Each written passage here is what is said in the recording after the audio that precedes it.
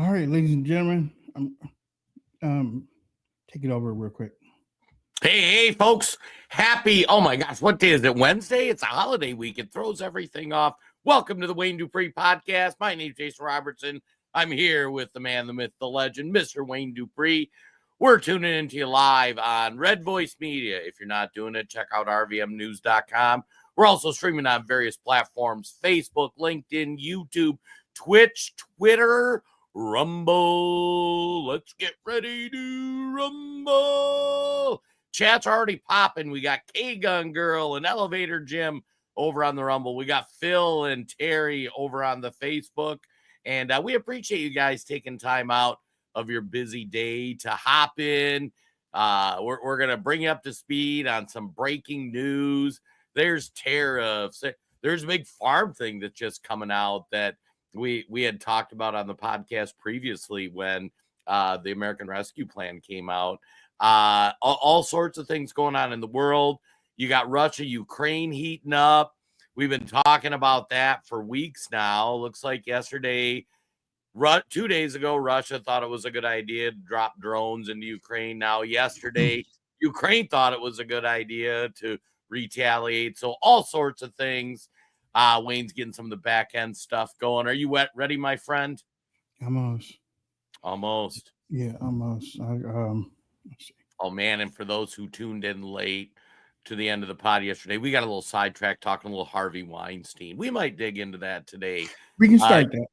Yeah, you'll well, let's talk Harvey Weinstein, kind of tie it into Diddy, a little bit of a follow-up from the conversation we had yesterday. So over the weekend, one thing that I saw was I watched some entertainment podcasts, listened to them, and they were breaking down the Candace Owens Harvey Weinstein interview. Now, when I say Harvey Weinstein, let me know in the chat what comes to mind. Like what's your gut level reaction? How oh yeah, Kev likes my singing voice. Giddy up. You should hear me in the shower. Maybe we'll stream that someday. Just graying out any areas that would be inappropriate.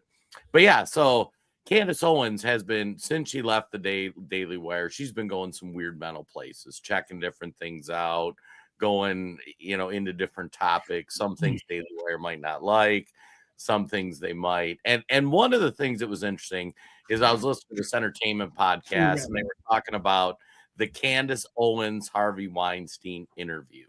And I'm like, oh gosh, here we go. And they were playing clips from it. And I went back and listened to about half of it. And initially, I thought, like many people, and will let us know in the chat, Steven, he's a pervert. We got some laughing signs. We got some dirt bag from Terry. So we all had that same image. Now, I got to say, prior to listening to Candace Owens' podcast, prior to listening to these guys talk about it, it was nerdrotic, if you happen to like nerd stuff. I was, oh yeah, Harvey Weinstein, what a pervert, what an awful person, does terrible things. He belongs in prison. He's where he belongs. Thank goodness. And then Harvey Weinstein, listening to him talk, I'm like, this is kind of interesting because he said, you know what? All the awful things you think about me is true. Like, I cheated on my wife. I had sex with all these girls. It was bad. Here's the thing, though. My bad behavior wasn't illegal, was the argument he was making. I'm like, wait a second. I've been programmed to think like what Harvey Weinstein did was illegal. The argument he made was, since the dawn of time in Hollywood, in Broadway shows and plays, in the music industry, everybody has used sex to get ahead. Especially it's happened a lot because you have male producers, you have female actresses. And what his thesis is, this has been going on forever. You wonder why some of these actresses get cast in a movie. It's because they slept with somebody. And it was a transaction. They came up and they said, hey, they show up to their interview with a low cut top, with their makeup all done. They have sex with the producer. Boom, they're cast in or whoever it is, and then they're cast in the movie. And he said, since they locked me up, you don't really think that stopped, right? Like that's still going on. Like when you see a new movie and you're like, how did that person get cast? There was probably some back end shenanigans that they did. And it kind of put me in an interesting thought place where, like, I think I agree, the whole audience agrees that, like, Harvey Weinstein, awful person, awful, no excusing his behavior. But the interesting thing is what he did illegal. And why is Harvey Weinstein the only one they went off or went after? Now, there was some conspiracies that he talked about on that. And I compared it to like when we talked about the Diddy trial. And I think I shocked Wayne when I said, the Diddy trial, there's like, he's going to get acquitted. Like nobody's going to convict him. And my reasoning for that was like, you get these people, men and women, showing up at these parties. Here's the baby oil. Here's all the toys. Like, it's called a freak off. You know what's going to happen. If you participate, your odds of getting a record contract go up. Good luck saying that was rape or they did anything illegal. But I just think how the media covered the Harvey Weinstein story really kind of changed my filter. And I just became programmed to, Harvey Weinstein belongs in jail. But now comparing that to like the reality, I'm kind of like, wow, I wonder if what he did was illegal. Like we know it can be bad, but not all bad behavior is illegal. And, that was where kind of Wayne and I left off our conversation yesterday, where it's like, it was almost a Project Mockingbird type thing on me. And I'm usually pretty aware of that, where everybody had convinced me that what he did was illegal when really what he did was immoral and wrong. I don't know about the legality. Wayne, what do you think? I think it was illegal. When it comes, if a woman says no, and she's told her friends that she says no, and it continues to, then you get into the illegal part. Now, you're right. A lot of people over the years, and some have been taken to court, even all the way to the guy from House of Cards was taken to court, But if a woman says no, or a man says no, if they say no and it continues, that's illegal. Now, do I think and when it came down to all those women, again, if it's one or two, he probably wouldn't have went. But it was it was a lot of them.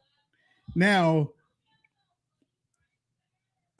the sun shines on a dog's butt, right? And I say this: not everybody was illegal.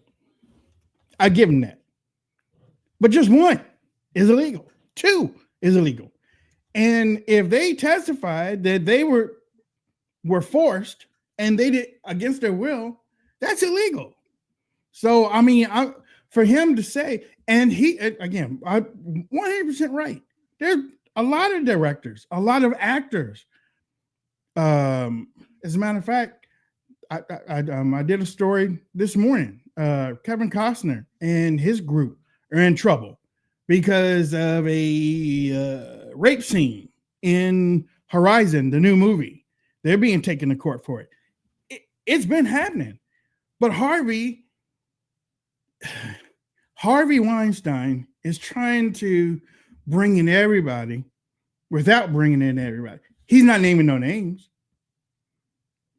he ain't naming no names yet. He did name names in the interviews. Producers? He named producers, actors, actresses. I've only seen part of it, so I don't have all the names. Okay. Then then if he did name names, their victims aren't coming ahead. You could court now, and just like Jason said, there are more. Court Haim said there's more. Some people even believe it was Charlie Sheen, but nobody's coming out and saying it. Right. The people, but the people did come out and say that it was him, and they told him no. And they said, that he made them do stuff and promised them stuff, and for some of them, he didn't come through with the promise. I do. I do think some of the things that some, not all, some of the things that he did to those women were illegal, and he's in jail. He's in jail. And if Candace is trying to make the move from the politics to the Oprah side. She's trying to move to the Oprah side to be relevant and because okay, you know what? And I haven't been ashamed to say this, but I know Candace. We don't talk anymore.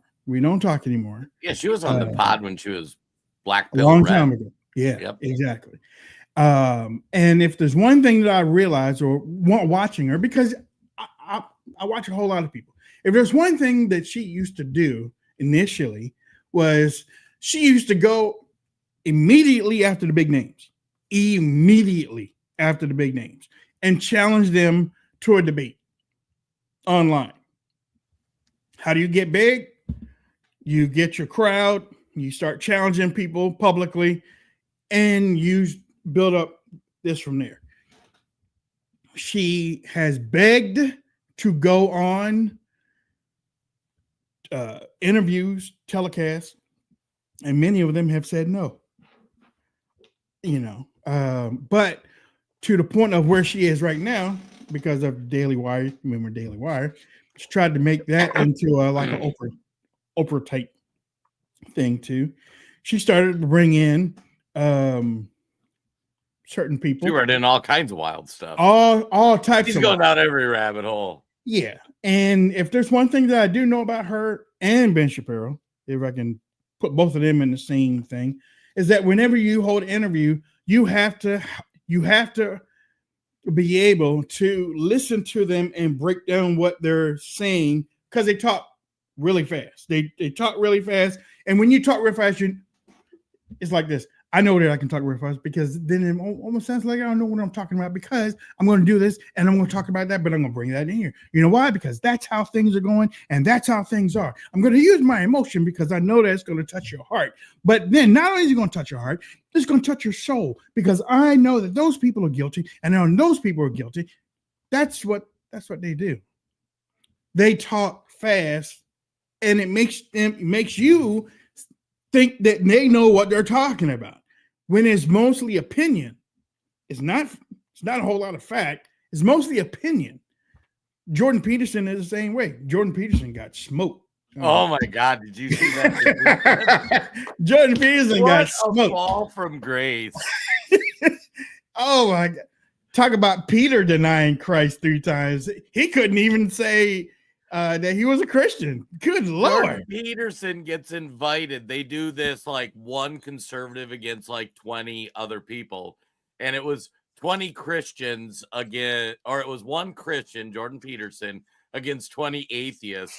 And like these guys come down and they want to like debate, is Christ real? And Jordan Peterson is like, how can you even claim I'm a Christian? And it's like, it was atheist versus the Christian. title of the show.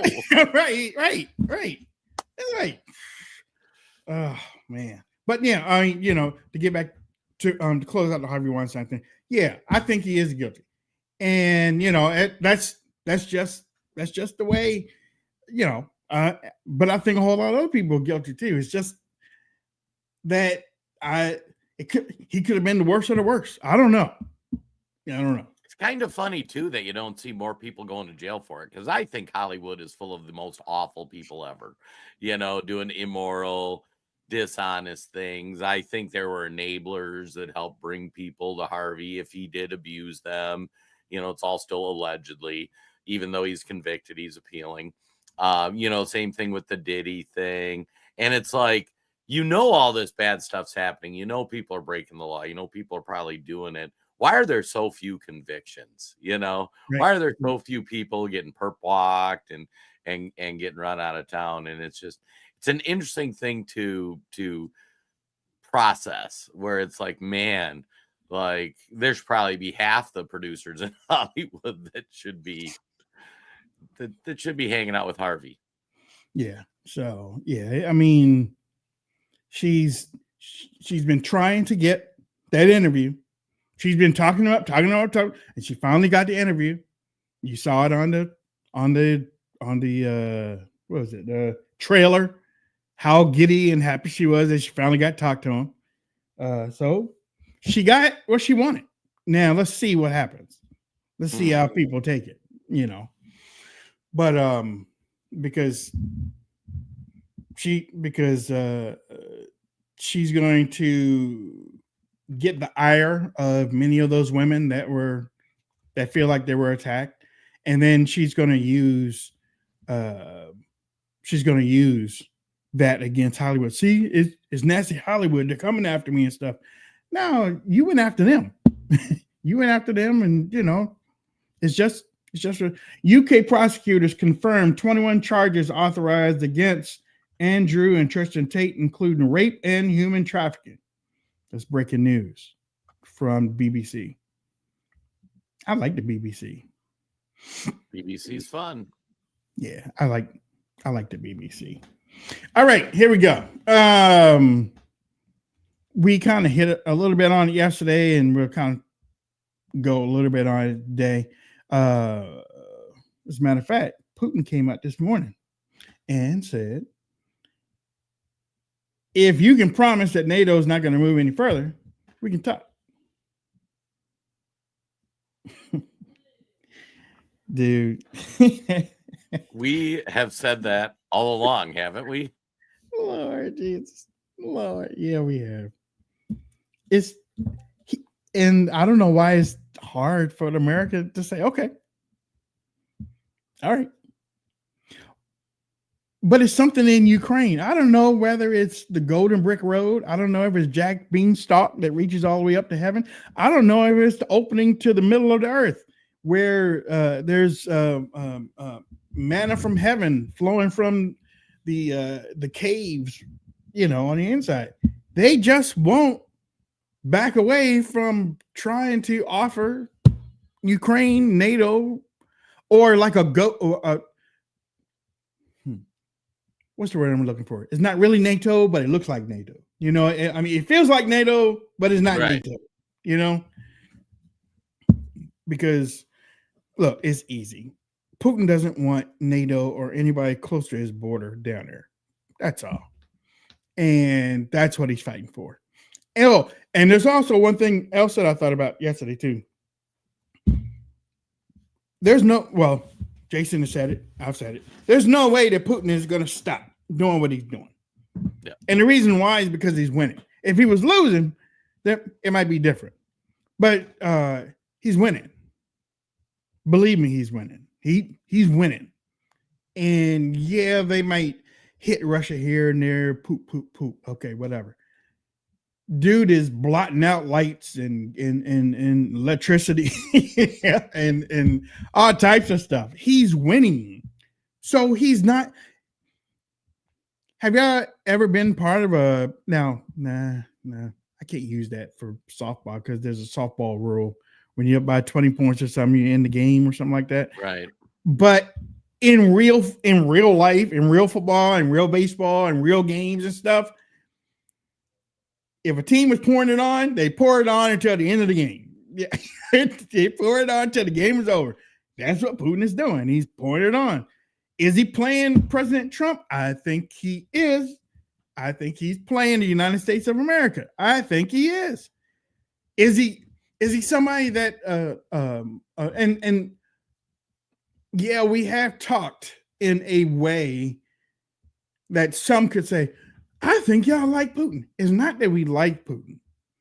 It's not that we support Putin. We haven't defended Putin. We've only told you what's happening over there, and we shouldn't be over there. Let it. That's their situation. Not our deal. It's not our deal. What's happening? And before I came out, the former Israeli prime minister just called out Netanyahu for war crimes. Yeah. Think about that. The former prime minister of Israel just called out Netanyahu for war crimes over Gaza. There's a thing about getting revenge, and then there's a thing about going too far. That's just it. Now, some good news that I guess came out for Israel is that they killed another they killed another leader of Hamas. Y'all gonna be killing leaders of Hamas until the end of time. There's always going to be a leader of Hamas. Yeah. I mean, it's an idea, right?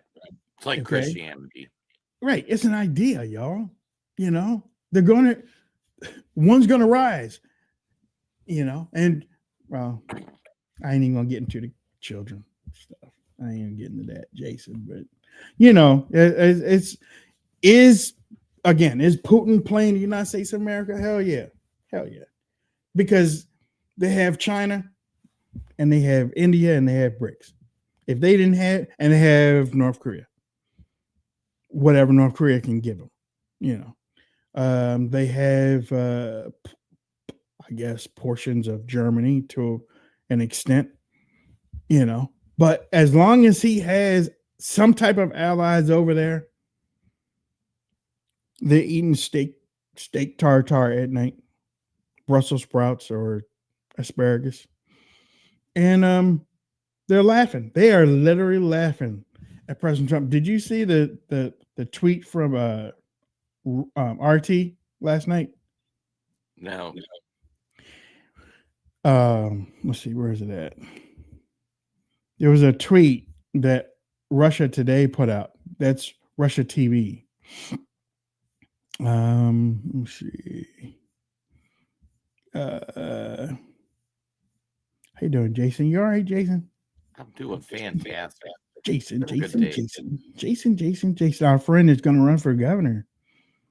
And yeah, Tommy Tuberville. Yeah, we got to get on and talk about it. Oh, how awesome is that? Yeah. We need another senator though that's not terrible. I know, right? Okay. RT. No, but actually, President Trump put this on social media. What Vladimir Putin doesn't realize is that if it weren't for me, lots of really bad things would have already happened to Russia. And I mean really bad. He's playing with fire. Russian television came up. President Trump warns Moscow, claiming Russia avoided really bad consequences only thanks to him. Putin doesn't realize he's playing with fire. Trump's message leaves little room for misinterpretation until he posts the opposite tomorrow morning. I was like, oh, y'all really doing that? Oh, okay.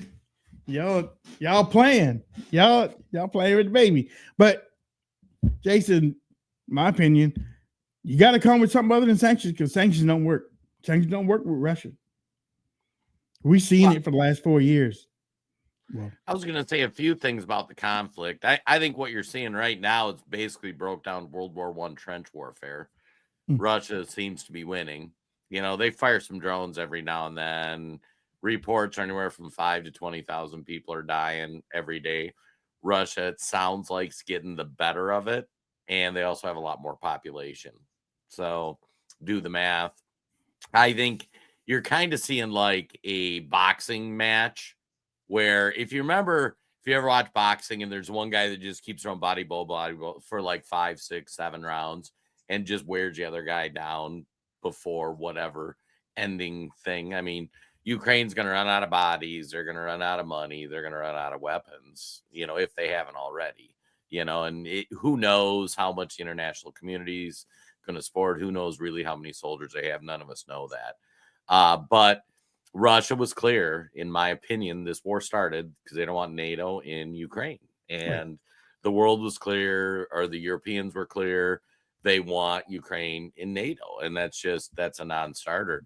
And I think for Putin's playing Trump, I think Putin knows Trump can't end this without Zelensky's support.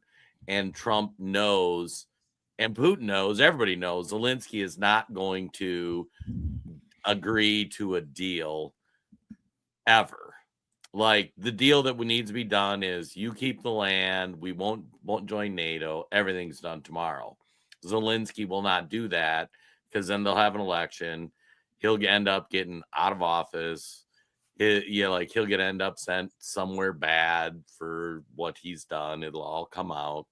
But I think Putin knows that. So like Trump's trying to leverage him, trying to say, hey, this will get bad. Short of us putting boots on the ground and, making a statement, I don't think there's going to be any end to this conflict until Ukraine runs out of money or bodies. So, and like I say, you have Zelensky, who has no interest in ending the war because he's asking for the Crimean Peninsula that Russia's had since 2014, I believe. So, like, yeah, good luck getting that back. Like, that's just never going to come back. But Zelensky's going to keep. It's kind of like when you're negotiating a deal with somebody and you're like, I know they're never going to give me terms they agree with that I could say yes to. So, yeah, Putin's. I think he's trying to make Trump and the U.S. look stupid. So the U.S.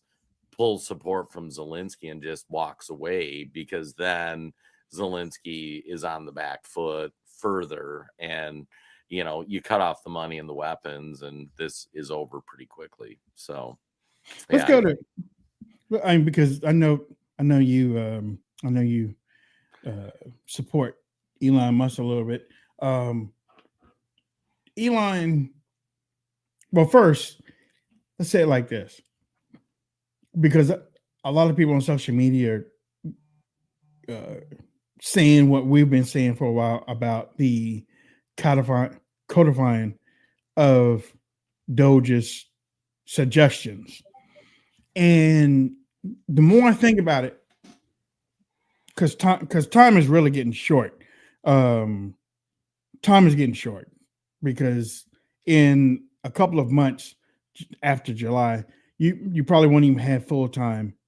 They're all. Isn't it all August? I think all of August. Yeah, all of August, and then for a couple of weeks of September, they got to come back and talk about the spending bill before they take some more time off in October. So, and then they take time off in December. So, Jason, I think the reason why Congress doesn't want to codify is because they see Doge as doing their job. And if they give legit credence to Doge, if you were a lawmaker, wouldn't you worry, okay, maybe the American people might think that we aren't needed and only Doge is needed, and maybe they might push to remove this side and have Doge take over, or given that responsibility and that become a fourth branch of government. I don't know. But to a point, it becomes a legit hard hitting, type of department that they weren't, and it makes them irrelevant. I was thinking about that the other day. What do you think? I think that's a very charitable interpretation of why Republicans are not moving on the Doge cuts. We all know why Democrats aren't moving. Like anything President Trump would say, he could come out and say oxygen is great. Democrats would protest oxygen. They all be holding their nose and saying, I'm not breathing. Like they're going to oppose anything Trump does. Like we already know that. I think you could be right. Republicans could be saying, hey, we don't want these guys doing our job. I think that is a reasonable and charitable explanation. I think it's even more simple. I think the Republicans, their hands in the cookie jar too. Like a lot of people are covering it where only Democrats' hand are in the cookie jar. Oh no, folks. All those rhinos, their hands in the cookie jar too. They wanted Elon to come in. They wanted to talk about Doge. They wanted to act like they supported it. Then they wanted to take the clips or dovetail on what he was talking about. Say, yeah, look at all this corruption. We need to stop it. Here's my fundraising email. Meanwhile, they're not going to pass the legislation. They also want Elon to do what he did. And I know Elon was only going to be there for X amount of time, but Elon is completely disconnected from any of it right now. And you can tell. Look at his Twitter account. He's tweeting about SpaceX. He's tweeting about, Tesla, different things they're doing. You are seeing a lot. What's that? And he's also tweeting about President Trump. A little bit. Yeah. A little bit. Well, actually, I don't think he's tweeting.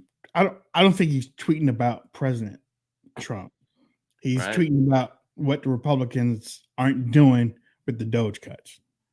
Right. Yeah. He's tweeting about his disappointment that whatever you think about Elon, he went in, did his best work to try to find the waste, fraud, and abuse, made a website. He hired all the smartest people to dig through it. There have been a lot of bread trails created. There's only so much they can do. They said, here you go, House and Senate. Like, here's things to cut. Here's things not to renew. And they're just saying, no, we're not going to do it. And the way they're doing the big, beautiful bill, Stephen Miller made an argument yesterday online and over the weekend too, that makes some sense, which is some of this stuff you can't do through an appropriations bill. You actually need to do it through the budgeting process, which we haven't done since like 20 years. But no Republican in the House or Senate is coming up and saying, yes, or nobody who has the power to do it, I should say, is coming up saying, let's codify these things he found. And it just exposes that the establishment Republican Party is not on our side, in my opinion. Like, they're not, like, he gave them the ammunition, go to town, and they're like, okay, thanks. We're just not going to do that. So, yeah, I just, I asked a question on social media. I never thought that Congress was going to do anything with these. They might do a couple, but they're not going to go through because to me, leaving the big dogs untouched doesn't do anything. These cuts really don't do it. To me, it may to you, and I'm talking to the audience, it may to you that these cuts are going to do. It's not going to do much. What is it, 160, 170 billion? They're already talking. I mean, the $4 trillion covers all that. I mean, the spending that these Republicans are doing. Hey, Elon, thanks a lot for that. We got $160 billion we can mess with and spend on such and such. Yeah. And they'll spend it 5 times. Yeah. You know what I mean? Like, we saved $10. Let's go spend it 5 times. Yeah. I remember Bill Clinton talked about a surplus when he was leaving office. I left America with a surplus when I left office. Okay, if you believe that. Okay, so what did George W. Bush? He spent it. He didn't add to it. He spent it. Probably a whole lot on the FBI building that they destroyed that fell down in 9/11. Building 7 just accidentally fell down. Nothing to see here, folks. We don't even need to explain how that building blocks away fell down. Y'all really think we dumb. Yeah, I mean, for real, y'all, it's on another street. It's on another street. I mean, it's not even in the vicinity. I don't think it wasn't even in the vicinity. I don't think it wasn't even in the vicinity. I don't think, right? It was blocks away. Blocks. No other building fell, but that one. Whatever. But I ain't even gonna. Well, and shout out to Terry as we close out the Elon conversation. Good, we don't need the rich buying what they want in government. Terry, you're not new here. You know the rich and powerful are buying off all these politicians, right? You're not so silly. Like, Chuck Schumer's got rich and powerful people giving him money, and that's why he does what he does. And that's true. Elon, like I say, whatever you think of him, and Trump, before he got in politics, 2014, one of the most popular Americans ever, universally loved, respected, appreciated. Not everybody. What's that? Because of that show. That Yeah, The show, Apprentice. He that was show on was The a banger. View. Everybody thought he was great. He gets into politics. Suddenly he's Hitler. Elon, pre-buying X and getting involved in politics, Elon was widely regarded as one of the cooler Americans doing really neat stuff. In his time buying Twitter and getting involved in politics, he realizes politicians don't want to fix things. And like the vitriol you get for trying to fix things because people just, you know, talk about you in a certain way. I mean, think of it, like they called him a Nazi for a month for one hand signal he made. Meanwhile, like people can make that same signal, nobody cares, but like But people, I mean, but people do label certain things like that Nazi. It just doesn't stick. It doesn't right. stick because Republicans, MAGA has done that with Democrats a lot. When Democrats do that, MAGA is that's a Nazi sign. That's a Nazi sign. And as we know in politics, sides copy from each other. So, like when Barack Obama was in office, Republicans at the time, because there wasn't MAGA, Republicans at the time were saying, Barack Obama's worst president ever. Worst president. Never seen a president worse than that. Okay. All right. So when Trump got in office, the Democrats, Donald Trump is the worst president ever. Worst president ever. Never seen anything like it. We've been copying off of each other for years now. They say it, we say it. They say it, we say it. If you really look at it, they were calling us fascists. Then we were calling them fascists. I mean, it's like boom, boom, boom, boom. It's a tennis match. I'd rather sit in those nasty bleachers that I was sitting at last week. Well, and I gotta say, pre-Trump, I never believed the rhetoric from the Republican Party. Like I knew they were just saying things to get campaign donations. They had no interest in actually making my life better. Zero. Whether it was Bush or Kerry or McCain, I didn't believe any of their slop. I thought it was just sloganing. They weren't going to. Trump, I feel in his time, has made legitimate efforts to make life better for Americans, to make common sense decisions. I think the establishment Republicans are just waiting him out, and especially now, second time when he's getting even more aggressive doing things. The establishment Republican, the establishment politicians, they're hoping he goes away. They're hoping that they get one of their cronies, Ted Cruz gets elected or something, Tim Scott, even though the guy has no chance. They want one of him up there. John Thune, let him run for president so that we have another guy who's just not going to do anything for Americans up there. And then let's hope the Trump thing dies down, and I think that's a play for the Republicans. The Democrats, I really think their party over the last, probably starting with Clinton and for sure through Obama, like just really bad actors have infiltrated that party and they're just doing really bad things. And I used to not feel that way. I used to feel like I disagreed with their ideas, but I didn't think it was full of all the awful people. And like maybe that was some Minnesota bias. Like we had Paul Wellstone. I like Paul Wellstone. I disagreed with a lot of his things politically, but I thought he was. Is he from Minnesota? Yeah, he was from Minnesota, died in a plane crash. Yeah. But he he was legitimately one of the good ones, even though he had horrible ideas. Like I thought he was somebody, I have these beliefs, I'm gonna go serve in Washington. Disagreed with many of his ideas. There's too few of those people in DC. And like the Democrats, I mean, think of all the things that the modern Democrat Party supports that 15 years ago they held exactly the opposite position. It's been a wild political transformation.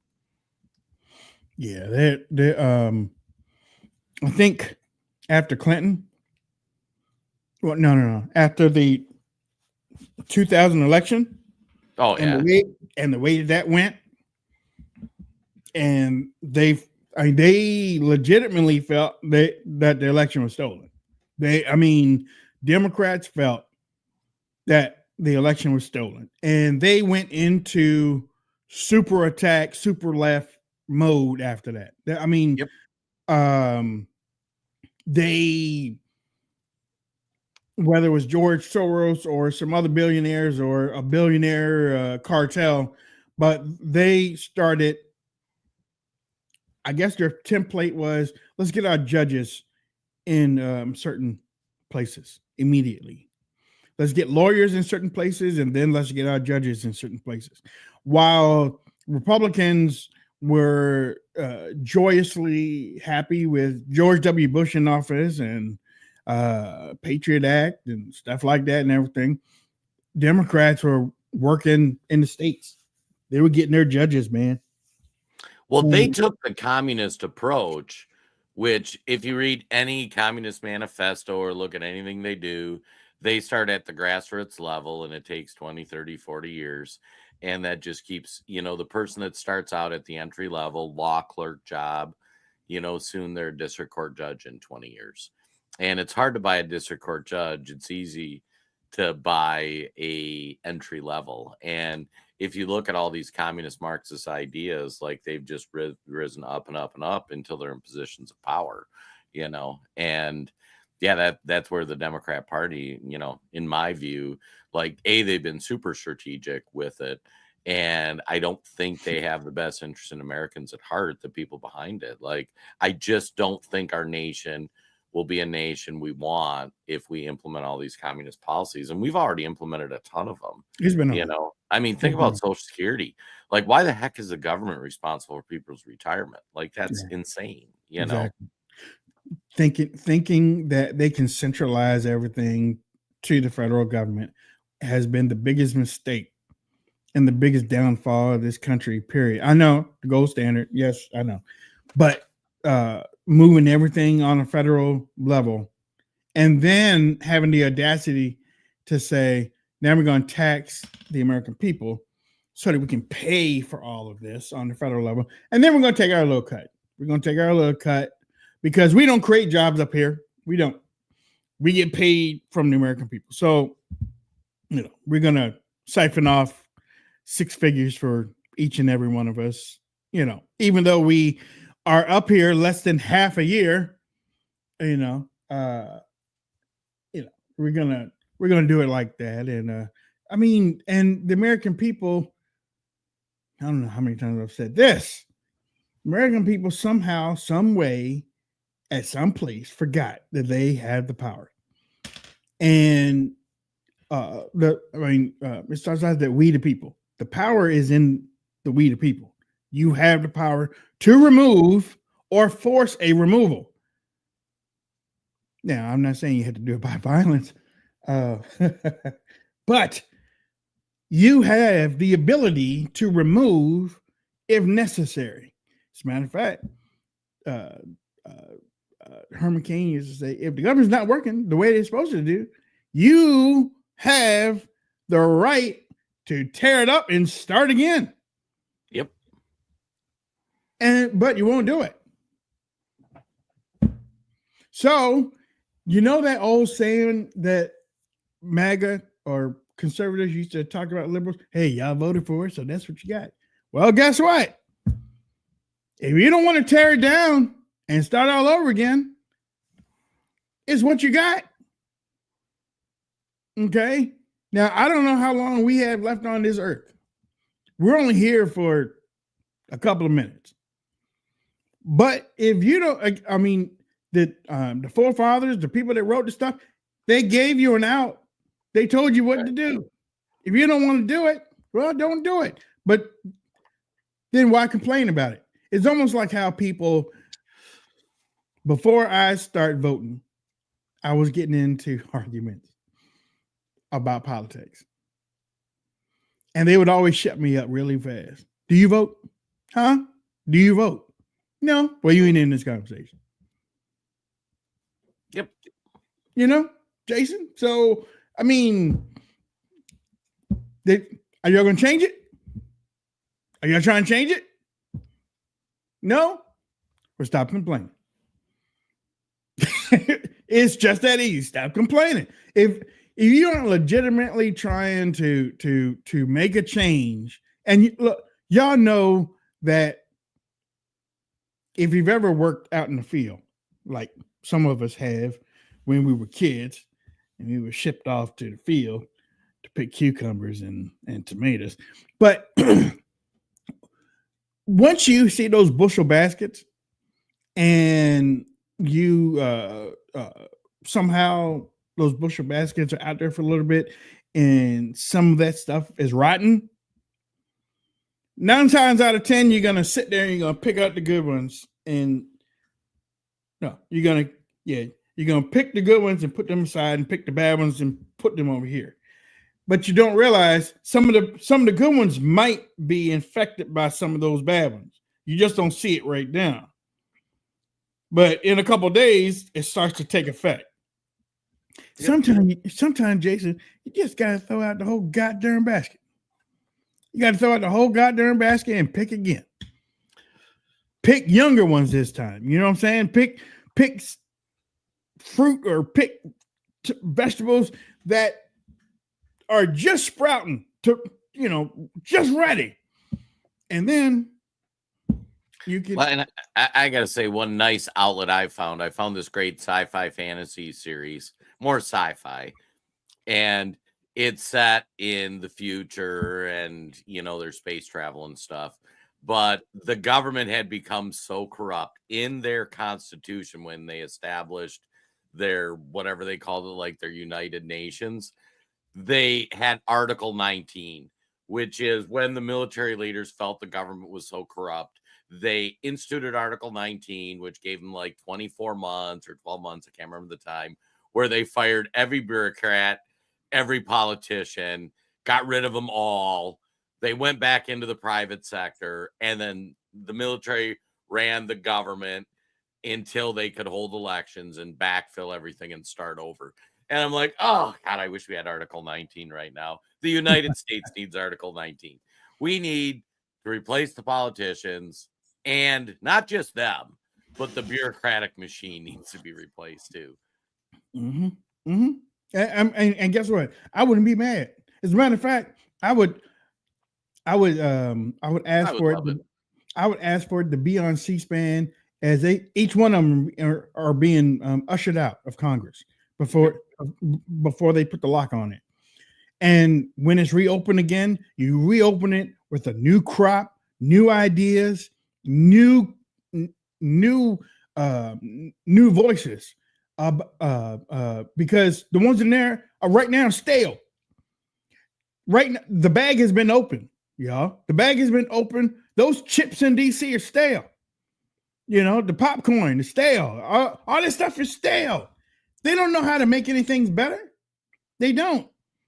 That's why they don't codify Elon's stuff. They don't want to make it better. The problem isn't that they don't know how to make things better. The problem is they think they have the power to make things better. No, well, all you need to do, they know your goal as government is to give us a fair playing field and let us provide for ourselves. Like, that's it. I don't need you picking winners and losers. I don't need you putting your hand on the scale. I just need you to let us be able to take care of ourselves. Yeah, but respectfully, my friend from the beautiful state of Minnesota, if they do that, then we won't be able to stand on these hollowed floors of the Congress and be able to pick up our checks. I hope that you understand that, to my friend from the cold, beautiful Minnesota. Yeah, that's why politicians were designed to go up, serve, and return, because it's like you only want them up there for X amount of time. And if there wasn't all these financial incentives, it's like, hey, I've run a successful life. I've done things well. I can go take my turn, serving in the Congress or being president. And then I need, it was never designed to be a permanent political class. That was never the vision of our founding fathers. They left that in England. They overthrew that, in the revolution. And they never imagined that we would give so much power to the government. And I use Social Security as an example. Think of how normalized it's become. Yeah, Foghorn Leghorn. Kevin, but think of how normalized it's become that we just all have given responsibility to the government for our retirement. And then let that sink in. See? Like, if you go back to George Washington and you say, you know what, in a couple hundred years, the government's going to be in charge of my retirement, he would look at you and he'd be like, do you not understand why we're doing this? Like, it's, we've replaced a monarchy with a political monarchy. I mean, how many, we covered the one gal, Debbie Dingle, like that family has had that house seat for like 4 generations. Even Matt Gaetz on our side, like he is from the Gaetz family politic, before he left, like his dad was in it, and the Bushes. I mean, imagine you had a father and son who were president, and had Trump not demolished the other Bush, we might have had a third. I mean, how's that even possible? That is true. That is true. That is very true. If Donald Trump wouldn't have come along and shut down Jeb, it would have been 3. It would have been 3. I mean, think of Trump in that election, or not in that election. Like, who's the nominee, It would have been Jeb. Jeb was about to be coronated just like Hillary. Oh, right. So, but then again, I think 2 terms is enough for any president. I do. Because listen, we've been, I know some people, oh yeah, we need, no, we don't need a 3rd term. We don't need a 3rd term. We need a benevolent dictator for like 10 years. Yeah. If that's the case, man. But I just always thought it was supposed to be different. I thought it was supposed to be different.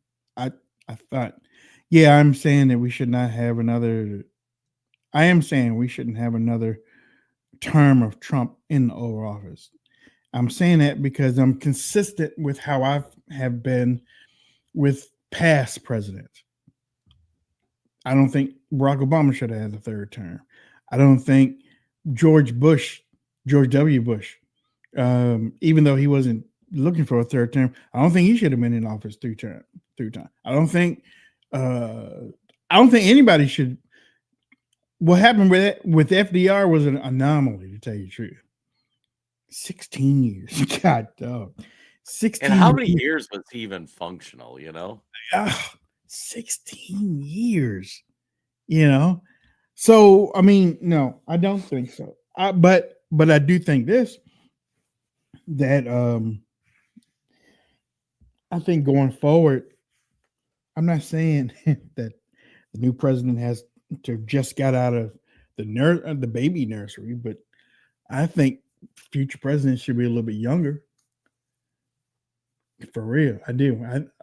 Because to me, younger people have better vision. They have a vigor of strongness, to do things. And when you look at Congress and those old people right now, something just came across my mind. Should I say it, Jason? I wasn't going to say it. Of course. I wasn't going to say it. I wasn't going to say it. Okay. All right. Jason wants me to say it. I'll take the responsibility. You going to take the responsibility? I'll take the responsibility. Okay. Because, I mean, honestly, man. That's why the Democrats are dropping like flies right now.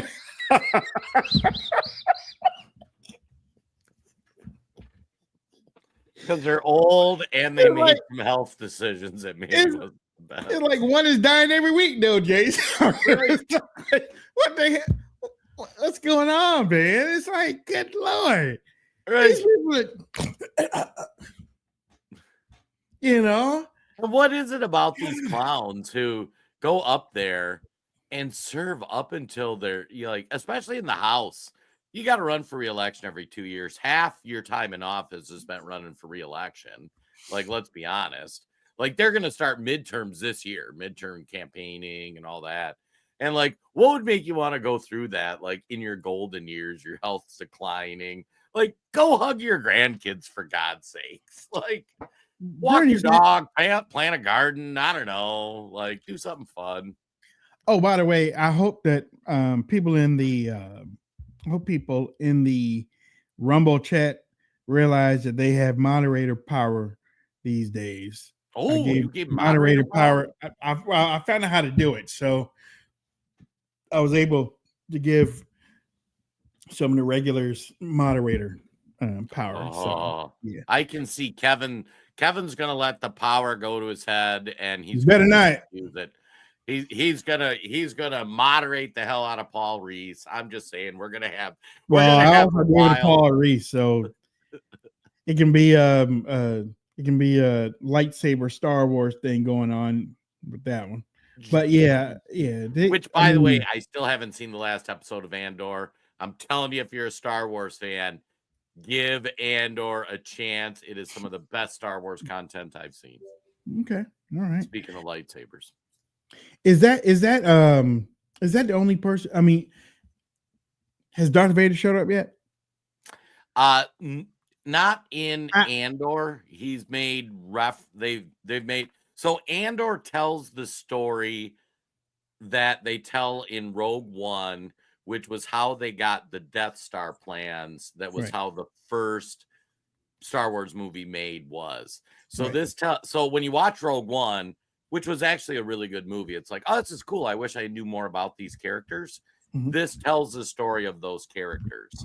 And both seasons, the first 3 episodes, slow as heck, and then it ramps up, and it happens in the time period between when Anakin becomes Darth Vader and the Empire becomes awful.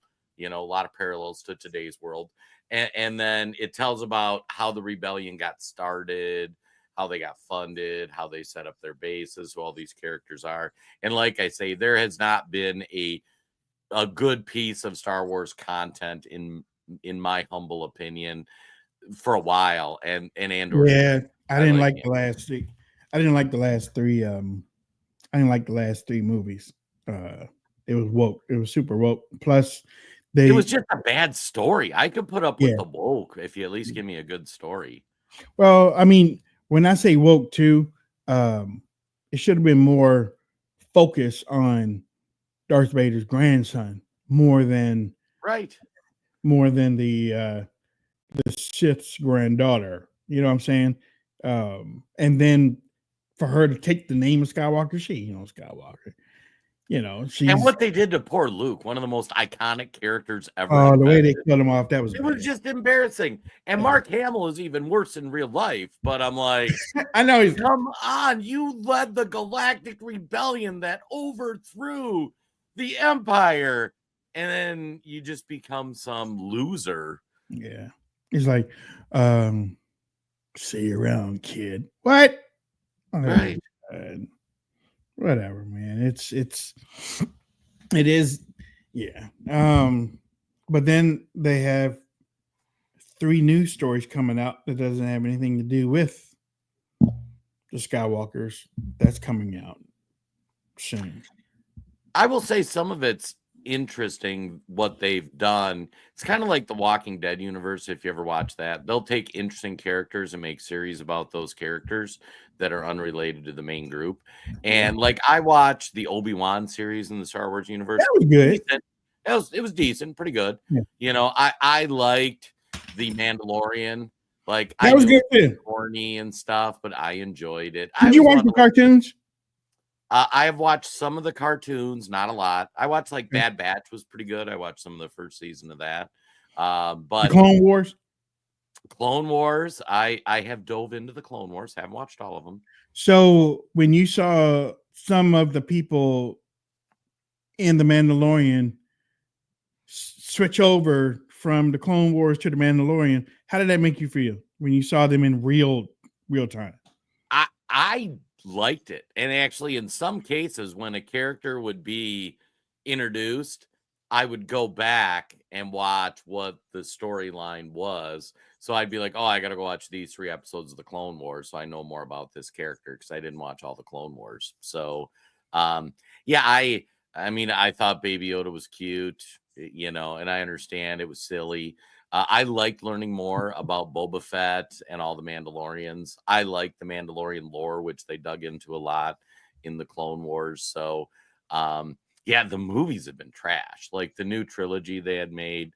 Like I watched the whole thing just praying it would get better. And like the first one was maybe okay, and then the second one was awful. The third one redid everything from the second one, trying to make it better. And it's like, ugh, they screwed it up bad. And then when Luke showed up on there, right? Yeah, that was interesting, but they just destroyed. Like Luke should, at minimum, have been like retired as like a revered figure for what he did, and like they just made him like awful. It was terrible. He never got his sort of, well, I was going to say he never got his Ben Kenobi type status, but in a way, no, he really didn't. He really didn't get his Ben Kenobi type status. So, right. Yeah. All right, here we go. Tomorrow's our last day of the week, which is Thursday, your Friday. Our Friday, your Thursday. So we will be back tomorrow at 12. Make sure that you are tuning in to the show. Make sure you check out the DupuReport.com. Don't forget to check out RVMnews.com. We broadcast here on Red Voice Media Network. And I know I say it a lot, but I want you to do it. I want you to check them out. I want you to follow them on social media and also check out their website. Promise me that you will check out their website. I know. I will know if you don't, because I have ways of finding out. So it's Kevin's new moderator powers. Wayne can leverage Kevin and Big Bad. Big Bad's got all these hacks. Big Bad is smiling. So with that said, we're getting ready to roll out of here. And Harvey Weinstein. That was funny. It was an interesting thought experiment. Yeah. All right. With that said, Jason, give me his last thoughts. Let's get it. I'm going to give a shout out to the chat. Hey, folks, when we forget to put the chat box up, remind us. We got to hit that on there every day, so we got her up. People love it. And it looks like Kagan Girl's got something going on with her mom and Debbie starting radiation therapy on her face for skin cancer. Prayers to those guys that everything works out. And I got to say, my favorite part of doing the show, other than sitting here shooting the breeze with Wayne, is just the audience and the engagement. And it's people that don't always agree on things, but they're able to have respectful conversations. And sometimes, they share stuff with us. We share stuff with them. And I just love being here every day. And I hope you guys do too. And I can't wait to see you guys all tomorrow. Oh, and I beat Wayne on my CPAP score yesterday. 2 days in a row. He kicked my butt last week. I texted him this morning, 99%, back-to-back days. Okay. You got to get that host thing, Wayne. I'm telling you. I'll fix it. I thought I fixed it last night, but I took it off. Took it off, put it on, took it out, put it on, because you said it kind of but it took off for that because I was taking it off, I guess. Well, if you take it off X number of times, but you only lose 1 point for that, so it's not the end of the world. Shoot, I took it off 9 times. Yeah, they docked me 9. They docked me 9 times. Oh, and it looks like that those sleep stages that we were talking about. Yeah. You don't have an Apple Watch, do you? No, Jen did. Okay. I never did. It works with the Apple Watch. Oh, that would make sense. There's also another watch that Fitbit. Oh, yeah, Fitbit, same thing. Fitbit, same thing. You wear that while you sleep. That transfers the information to the app, which connects with this, so you can see the sleep stages in my Air. Yeah, I've been checking on it because I was like, this app to me is kind of nice. It just doesn't show one thing, and it's been bugging the heck out of me that it's not showing the. I gave up right away. Wayne's like, I'm gonna figure it out. Yeah, I'm like, this is killing me. I need to know, man. I need to know. But I'm not spending money I don't have. I'm like $700 for no Apple Watch. I'm not spending that. Yeah, That's throw it crazy. on your Sprint plan or your T-Mobile plan. It's $10 a month.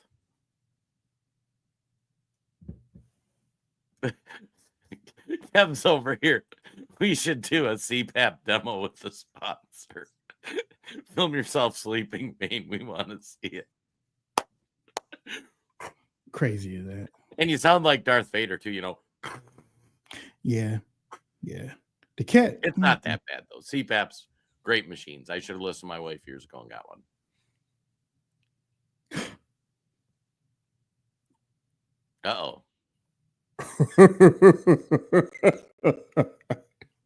Breaking news.